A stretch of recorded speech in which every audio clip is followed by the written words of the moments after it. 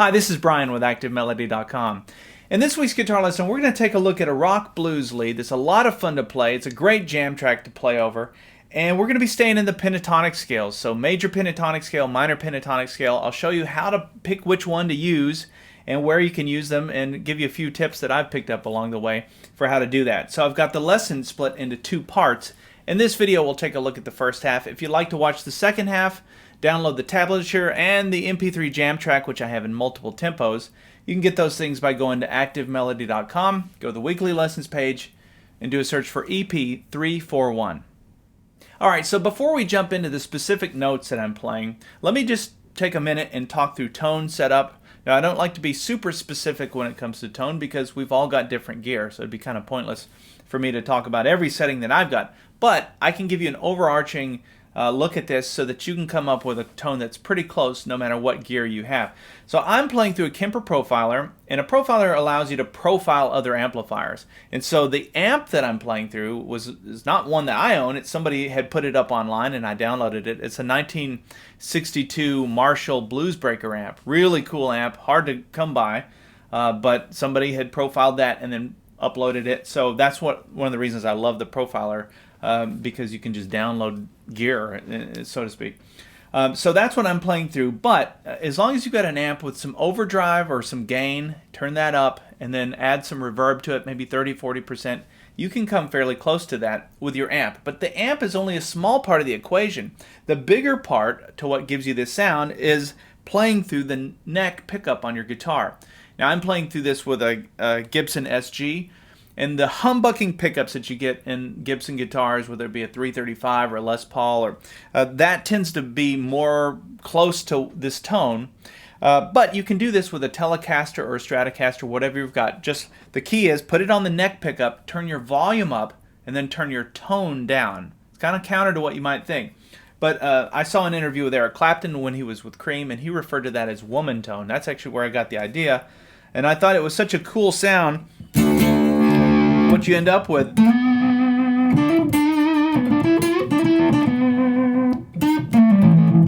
is this really mellow sound. It's very overdriven, but it's also very mellow. So it's not bright and it doesn't hurt your ears. It's real punchy. It's a cool sound. I don't typically play with that a lot, but I had the SG out this week and I thought, yeah, why not? You know, I'll kind of try and dial that in. And I thought it worked with the jam track that I wrote for this week. So that's the tone. It's woman tone, and it's neck pickup, volume all the way up, tone all the way down. So now the song is played in the key of D. I'm going to switch my gears here and just so that we can hear the guitar a little better for chords. So we're playing this in the key of D, and let me go through the chords for this real quick. We have a D chord, and then it goes to a D minor 7, and then it goes C, G, back to the D, and then it just loops through that. That's kind of the verse of the song. There's another part which will be in the part 2 video where we go into an F and some of the other stuff. But that's what we're going to be playing over for this. So the key to the whole thing, or what makes it fun for a lead jam track to play over, is the D to the D minor 7. That's fairly unusual to play a major chord and then throw in the minor 7 chord. And I got the idea because I was in sort of a Clapton mood, from the song Pretending, which was on the Journeyman album, but he was playing this in a different key, but it has that same kind of feel where you play the major chord and then you go to the minor 7. And what that allows you to do from a lead perspective is stay in the same headspace in terms of the pentatonic scale. So let's talk about that. So when we were playing over this D chord, I have two options. I'm going to oversimplify this, but this is how I think of playing lead. I have two paths I can take. I can go major pentatonic or minor pentatonic. I'm going to get a different feel or different emotion depending on which path I take. So that major pentatonic would sound like this. If we have the D, you have...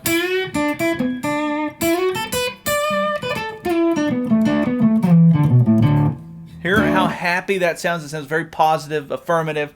That would be that major pentatonic. If I take that same scale, but I slide everything up 3 frets this way, I'm going to be playing the minor pentatonic scale. Or if I take those same shapes, rather, and I slide those same shapes up. So now, if I go into the minor pentatonic,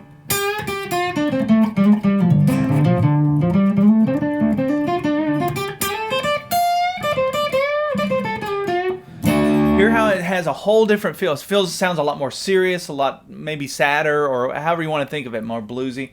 But you get into a different pull when you go minor pentatonic. As a lead player, I can go either path though. That's what makes it fun. And so that works for that D chord. I can go either major or minor because it's a major chord. And this is just the general rule. If it's a major chord, you can go major or minor as a lead player. However, when it switches to that D minor 7, now my options are limited. I can no longer play the major pentatonic stuff. It doesn't work. Now I have to stick into the minor pentatonic. But it's really that simple. So if you wanted, you could just play the D minor pentatonic over all of this. And actually, back to the Clapton thing with pretending, that's a lot of what he does. If you listen to any live recordings of him playing, or even on the studio version, he's pretty much staying in the minor pentatonic scale, even over that major chord. But I wanted to do it a little different. So what I'm doing for this first chord is I go like this. So this is the D chord. So think about your D chord shape, right? Or I'm sorry, your D chord right here. Now that's using the A chord shape out of Caged. So if we took that A chord and slid it up here and played it, we're playing a D chord. So if I look at strings 4 and 2, that's what I'm playing out of that. Now remember that going forward, if you like that harmonized 6 sound, you can now do this anywhere. So if the song was played in the key of E, you know how to quickly find that just based on this chord shape. That's why I'm such a fan of tying everything back to these basic chord shapes that you know, because it allows you to really quickly in your brain becomes like a Rolodex of licks, and you can start to incorporate them right away. So it's 4-2, 4-2, and I'm hybrid picking that. You can do it with a flat. You can choose to do that if you want. And then I went. Now this, I'm holding down my index finger on the 5th fret 1st string. My ring finger's on the 7th fret 2nd string. We do a half bend. It's not a full bend. We're just going 1 fret higher than where we started. Release, 5th fret 2nd string, down to the 7th fret 3rd string. Like that. Now I'm going to play along with a jam track here in a minute so we can put this into timing. But that's what's going on there. Okay, so all of that works really well over the D chord. Now when I play this, some of you are probably asking or thinking, what is that? That's just that D major scale. There's your major scale, right? So that would be like those notes out of the major scale. Okay, so then the song switches to the D minor 7, and I went. And for that, I'm still in the same neighborhood. This is another thing to kind of keep in mind when you're playing lead. Just kind of stay in the same area. It makes it easier. But that's the 7th fret 3rd string, 5th fret 2nd string, another half bend. So we're only going to this note, which is 1 fret higher. Release, 7th fret 3rd string again, 5th fret 3rd string, back to the 7th fret 3rd string. So now that lick sounds really good over that minor 7 chord or a D minor chord. It doesn't matter. Either way, that's a very minor lick. And so remember that lick. If you like the sound of that lick and you want to use it, there's your minor chord. You can now see where that lick kind of lives within that chord. Another point of reference is a few weeks ago I did a lesson which was EP338, and I talked about the triangle, which was in that lesson, and how you connect the triangle to this chord shape. Well, this note is just an extension off of that triangle, which is actually the minor scale, the natural minor scale. So we're getting, by adding a couple of extra notes to that minor pentatonic scale, we get the natural minor scale. But I always like to start with the minor pentatonic scale. 5 notes. It's very, very easy to think of it that way. Okay, let me play along with a jam track now. I'll put on a slow version of it, and we'll play the notes that we just learned so that you can get the timing down.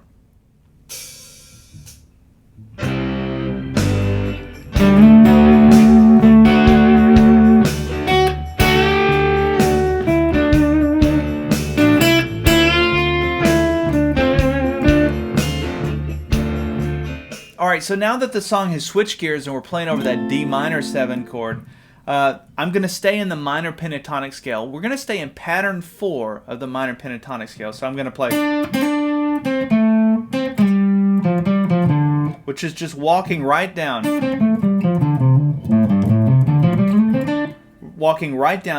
Minor pentatonic scale, pattern 4.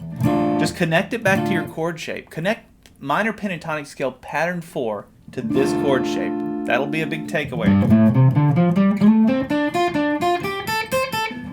You can see that chord shape lives right in the middle of all that. And now you've got all these extra notes that you can play if you're playing off that chord shape. Okay, so this lick goes 7th fret, 3rd string, a quick hammer on between the 5th fret and 7th fret on the 3rd string, and then we go. So that's 5, 7, 5, and then we go slide from 7 down to 5. That's on the 4th string. And then watch this. 3, 5, 3, 5. The first one is on the first time I did that was on the 4th string, and then the 5th string. So you have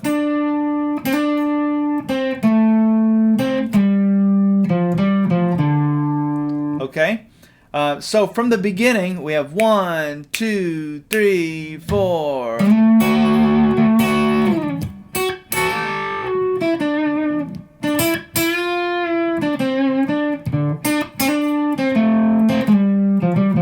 And it already makes sense, even without the jam track, because we've touched on enough notes that live within those chords.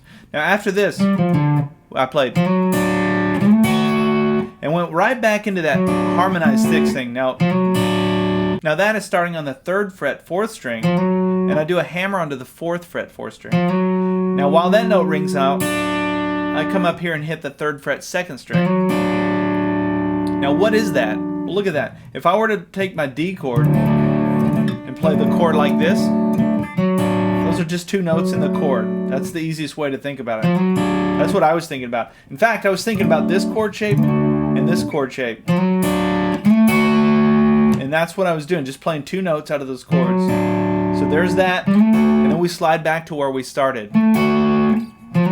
And you can see, even though I'm not actually playing a full chord, I'm just hitting these notes, but by adding that major 3rd in there, your ear knows that it's now gone back to that major D chord. And then I came down here and went, and that's a kind of a country sounding lick, but it's a major pentatonic scale lick. I got this lick from No Alibis, another Clapton song from that same album. I was just in sort of the Eric Clapton Journeyman album era, I guess, as I was coming up with this. But this goes from the 5th fret, 2nd string down to the 3rd fret, 2nd string. Then we do a full bend on the 5th fret, 2nd string, and then 3rd fret, 1st string, release the 5th fret, 2nd string, and then come down and land on that 3rd fret, 2nd string. Let me play along with the jam track, and we'll put all of this that we've learned. This is the slow version of the jam track, remember that, but we're going to put all this in context so you can get your timing down.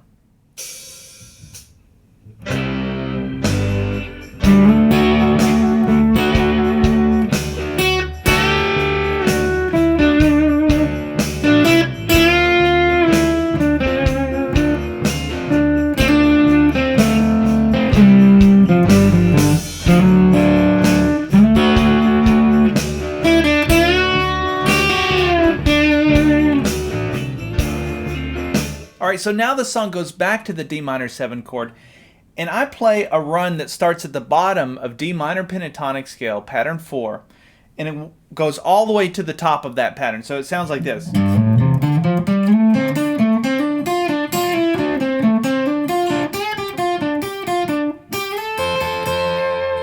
And that's what we're going to learn here. Now that's a lot of notes, but it's actually not that difficult once you get into it and you realize we're just walking up that pattern 4 of the minor pentatonic scale. Now we're going to do this little box between the 3rd fret and the 5th fret. It starts on the 6th string, then it goes to the 5th string, and then it goes to the 4th string. So that box is minor pentatonic scale, pattern 4, the bottom of pattern 4, for D. All right, so it goes like this. That first one is a hammer on, and then from there on out, I pick it. So just practice that. Now, once you come to that 5th fret 4th string, you're going to slide up to the 7th fret on that 4th string, and that puts you in position to play the rest of that pattern. So that's the next part. It goes from the 5th to the 7th, and then we're going to do 5th fret 3rd string, 7th fret 3rd string, and then middle finger goes down on the 7th fret 4th string again, back to the 5th fret 3rd string, back to the 7th fret 3rd string. So let's look at that. We have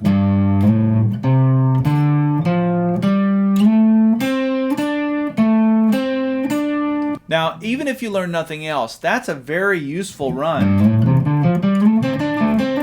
You can go back.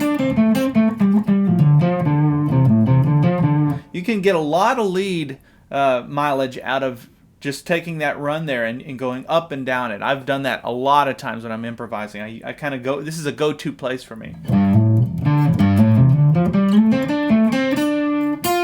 Now we come up to the 6th fret 2nd string, and then we go back to the 7th fret 3rd string, back to the 6th fret 2nd string, and then slide down to the 5th fret 2nd string. Now where are we here? This is that extra note that I mentioned that you add on to your triangle, that triangle that we learned in EP338. That's right there. And then you can add that note to it to get that minor, natural minor scale. So just wanted to point that out, even though I've mentioned it earlier. So backing up slowly.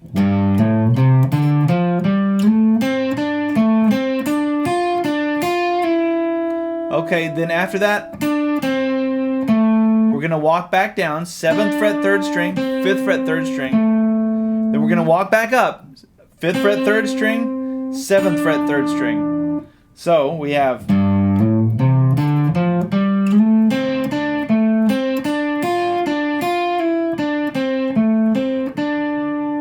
okay, now after this, we go to the 6th fret 2nd string again, 7th fret 3rd string, and then that's the 8th fret 2nd string with a full bend there, 8th fret 2nd string without the bend, 6th fret 2nd string, 7th fret 3rd string.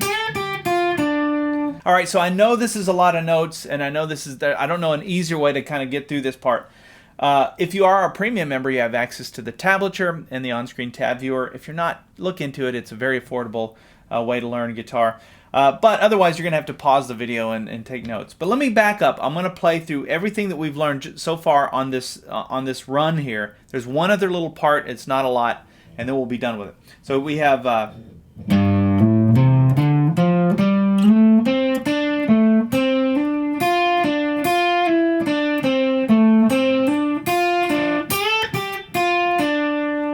now after that I went, that's just the 8th fret 2nd string, 6th fret 2nd string, 7th fret 3rd string.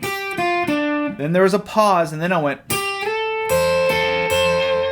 that's just sliding from the 8th fret 2nd string up to the 10th fret 2nd string, and then the 8th fret 1st string. Just back to the 2nd string, back to the 1st. So this little part would be pattern 5 of the minor pentatonic scale. So we walked all the way from the bottom of pattern 4 up to pattern 5, and I kind of gave that some vibrato there. All right, so let me back up. I'll play along with the jam track. We'll play it from the beginning of this up to that point.